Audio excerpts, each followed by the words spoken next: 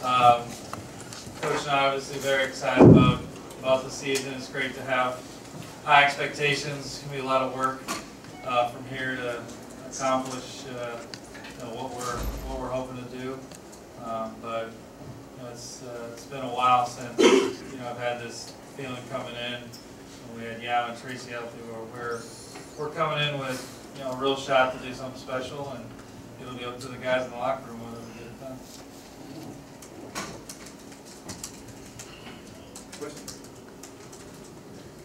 What are the things that are on the top of your list? Either concerns or to-do list? What jumps out at you? It's always a to-do list. I think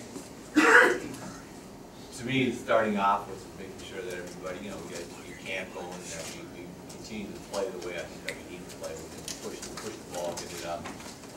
Emphasis on getting inside Dwight more. I think Dwight's going to give us another option. Of course, he's very good down there.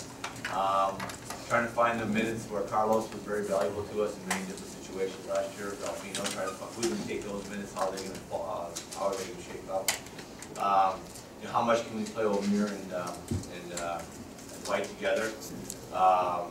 TJ and Demo give us more of a classic, type four. Can Omri play some of that small for us? It's a lot of it hinges around how you're going to take care of Carlos' 27, 28 minutes. You can play small balls for us. And then really just getting better defensively. I think that's one of our keys. I think Dwight will help that immediately. I know that if you have O'Meara and Dwight on the floor, you have two premier rim protectors. So and then as we go. There will always be concerns that won't come up, but off the top of my head, that's kind of. Darryl, you alluded to this in your opening remarks, but is this the most encouraged you've been with the Rockets roster since you've been the general manager here? Yeah, I think so. I think we have two top 10 players in the league. They've got to continue to prove that, but both of them have played at extremely high levels, and you really the league really. You've got to have, at least one, and it's great to have two like we have now, who can play at a league level, and then you got to have guys who can play a role and play it well around them, and you really never know going to see it and how it's going to gel. But we definitely come in with, we're definitely not going to be the favorite, nor should we. We've proven nothing. But we've got, players that if we can get them to gel and play the right way, we give ourselves a shot to make some noise. Kevin, I know you addressed this already, but specifically the details of trying to figure out like now the guy who's a post scorer, occupying spots in there. So much you guys did last year was 3-point shooting penetration. How does it Well, I think the penetration was to open up the perimeter. Now you're just penetrating them. There's three ways to get the ball in the post or in the paint. You can dribble it in there, you can pass it in there, or you can rebound it, offensive rebound in there. We want to get the ball in the paint every possession if we can.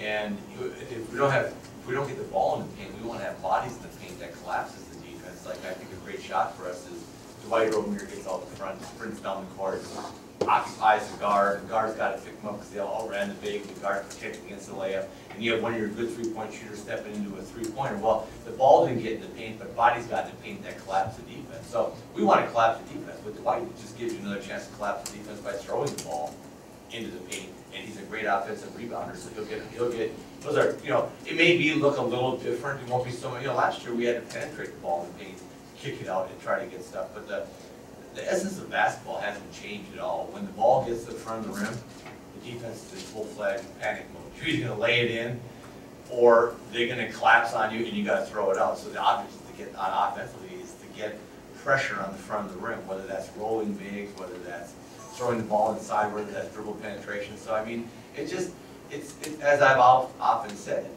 your personnel drives a lot of how you play.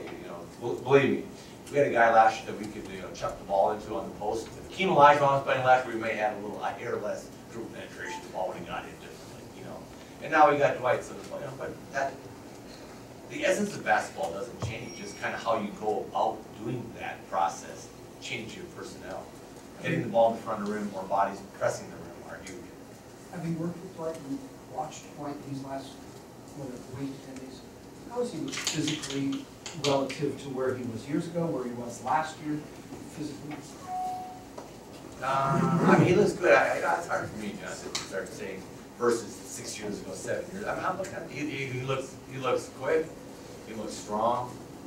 Looks very fresh. And he says he feels really good. Says the difference between last year and this year at this time is night and day. Our training staff did a total evaluation on him in July when we signed him and gave him some specific stuff that they really felt he had to work on, and he did a great job of doing that. He was just some strengthening, stretching through his lower back and his hips and stuff. And I think he looks fantastic. We had a really good workout. I was really lucky and to be able to work out with him and Hakeem, which was really a fun thing to do. Get a chance to spend a little more time around Elijah. The one time I spent time around was on the floor. She doesn't know each other very well that way. And it was great. I thought Hakeem did a great job with Dwight. I'm really excited that he'll be around helping him. And so it was a really good week up in Aspen. I worked well with Dwight here prior to that a couple times. And I really like what I see. Because James is such an excellent facilitator, do you think having the secondary scoring option in the post really opens up this game even more so much? Yeah, I think so. I mean, again, if we're going to have the type of success that we want to have, and this goes for any team, top players have to figure out how to play together. I mean, there is one ball, and so you have to share it. And I think if you really just get into it and get into the whole team, it makes it easier on you. I mean, having another guy out there, it takes some pressure off you. There should be more space. When he drives, guys are just not as likely to leave Dwight and just come over, willy-nilly and try to block shots and stuff. I mean, and so it's embracing playing with other good players, and that's what any championship team has done over the last, since I've been in the league, last 30-some years, is that they've embraced playing together. Like, when they don't, it's like the two positive magnets go blank, and it doesn't work. Developing chemistry obviously will be a recurring theme, right? I'm sorry? What's the expectation for Jeremy going into the season? Well, I think, again, I've said this many times. If people hadn't seen that month, 5 weeks in New York, and that was Jeremy. It was actually, truthfully, Jeremy's first year of playing. It was last year. I mean, starting the season, playing 82 games, going through all the drudgery of back-to-backs and stuff. People would be saying, dang, how the heck of a rookie year for the kid. And he had a really very good year for us. I really thought he did. I think he'll be better. I think he had an opportunity to look at his game more realistically in the scope of 82 games, in the scope of being a starter, in the scope of not surprising people, and everybody saying, okay, once you kind of come out and hit him, if you can only hit with your right hand, you hit him with the right, believe me, some guy's going to put his left hand up and say, punch me with your left hand, okay? I mean, it's all that's all the stuff that you've got to do. So he all of a sudden now people start playing him different, preparing for him differently. Now his is the next move on the chessboard for him, and he worked really hard this summer. He was up in Aspen, whenever it was, a few weeks ago, and I thought he was really good. I think he's ready to go. Kevin, you mentioned Hakeem Olajuwon, and Hakeem is saying he's excited to see Omer and Dwight work together. And you mentioned before you're going to work together. How much? I mean, we're just going to... They'll determine how much. Look, I'm not done. If it works really well, it'll be a lot.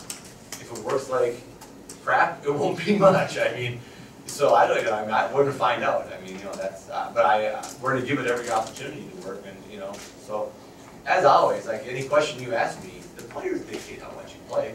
If it sucks, I'm certainly not going to continue to do it. I mean, and if it plays well, I think I'll try to do it more. I mean, I know that's complicated. But your expectation is it's going to work. My expectation is I'm going to give them every chance. They got to make it work. I can't make it work. My expectation was to give them every opportunity to let it work. Yes. Kevin, Dwight has said that you're one of the many reasons that he came to town. Back in July when you guys were in LA, how did you connect with him? Did you have a relationship with him beforehand? And just talk about the getting to know you process. Yeah, I mean, I didn't have a huge relationship with Dwight beforehand. I mean, I was in the media for a while. We covered. I did a couple of playoff series when Dwight covered Orlando.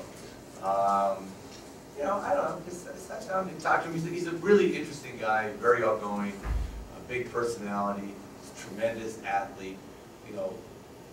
It's funny. I think he loves to play basketball. He really likes to play. Like after practice, he's playing Jeremy one-on-one. We're up in Aspen. We put him through a lot of stuff. And it was funny because we were doing a lot of stuff. And I said to him, okay, at the end of this, I'm going to make you run sprints. And he goes, really?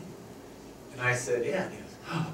I go, if you just said no, I'd have made you run him. But since he's willing to be coached. You know what I mean? He's like, he likes to play. He likes to be on the floor. He likes to do that. So it's just, you know, getting to know him has been fun. We'll get to know each other more. And it's my job to, you know, try to put him in positions to succeed. Can both of you talk about this summer, the way the guys worked out together so much and they wanted to be together and how that helps leading into the season? Yeah, I'll take it for, I mean, James organized workouts in LA. We had about 10 guys there, which was fantastic. Dwight organized stuff in Aspen, like Coach talked about. Chandler was really involved. I mean, all the guys were very focused on improving. I mean, I think obviously talk is cheap, so for me, I'm just like, let's show it on the court here. But it won't be for lack of preparation that our guys don't play well this year. Everyone really put a lot in this summer. More guys. You have 3 guys at least, Terrence, Steve-O, Greg Smith, that are options at the 4 spot. So when you're evaluating them this month, what are the things that you're looking for at the 4 position? You know, who helps the team play better? What's this, you know, what lineups look the best? What lineups perform the best? What lineups in exhibition games? I mean, you know, yeah, I agree. Greg's another guy that we played. We started Greg Smith before last year, along with him here. So it gives us a lot of options. And you know, I would like to still be able to play small a little bit. So I'm trying to find that. You know, can it be Omri? Can it be, you know, does Chandler play? I mean, who's it going to be? You know, is it Covington? Can someone play that spot who can body up on the, you know, the other teams? When the teams go small, even a lot of the spread for it, there's very few guys like Kevin Love who's going to beat you up on the offensive glass. You know what I mean? So you can play different people. So it's just a matter of finding that right guy. So I'm going to be looking at all those situations and, you know, really what makes the team run the smoothest, who's out there, and who complements each other the best out there. So what excites you most about what you've seen in the summer? Sorry, what excites you most about what you've seen in the workouts this summer? I just think the guys are excited to get going. I just think their enthusiasm and optimism excites me. But as Darryl said, you know, all that enthusiasm and optimism goes right up the window of the first game. You got to go play basketball. It's a long season. I guarantee you we'll have parts of the season where we struggle. I've never been around a team that didn't struggle at points throughout the season, just because there's an odd time in the season, like where 3 or 4 guys, your top guys, just all start playing back at the same time. You guys aren't making shots, and you know, decision making. You're looking at 3 guys going like, "Why the hell did you throw that pass?" You know. But I've done it as a player. You go through periods, so I'm excited about all the optimism and stuff, but knowing that there's a reality to it of the grind of the season and all that. But I think they believe that together they'll find a way to get it done, and I think a belief in each other is a huge thing. When you believe that you can get it done, usually good things, you know, happen. On a personal level, how excited are you just to see this pairing apart, and how, considering that we really didn't get a lot of opportunity to see, you know, Yao and Tracy playing the opportunity? I mean, I'm very excited. I mean, I think if you go back, you know, just 12 months and you said, hey, in a year you're going to have, you know, a premier guy on the wing, a premier guy in the post, I thought they were crazy. I mean, we obviously did a lot of preparation, a lot of teamwork, but our staff, Coach McHale's staff, to put our team in a situation where we have a chance to do and acquire the players we did. But you know, you need not only preparation, but you need opportunity. And we got fortunate that you know, both James and Dwight were available, and we had the right, you know, pieces or the right money and the right sales pitch to get it done. But it, you know, haven't been in the league not as long as coach. I mean, it doesn't always line up like that. So the fact that it happened is very special, and you know, I think, you know, we're focused on winning now. I mean, everything's about all in right now. We know firsthand in Houston that, you know, we had Yao Ming, we had Tracy McGrady, both very young, and that looked like that run was going to be a long time. And your chances to be very good in this league, I think, are very special. And when you have them, you've got to focus 100% on getting as far as possible. So, you know, our young guys need to step up. You know, we're not all the way there. We're not a finished team. To Coach's point, he's going to be experimenting with different ways to make this work. We're not a finished product, but we're focused on, we want to be great come mid-April. And that's our focus. We need to get ourselves home court in the first round. That's huge for having an advantage, and then make sure that we're humming come mid-April with, you know, guys stepping up or whatever is needed I'm gonna help the coaching staff. Last question, guys. Kevin, you really established a great identity of playing fast last year. How do you balance that with wanting to play so much bigger and times? Being a big guy, you gotta run fast.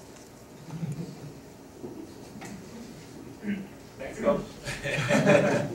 Okay.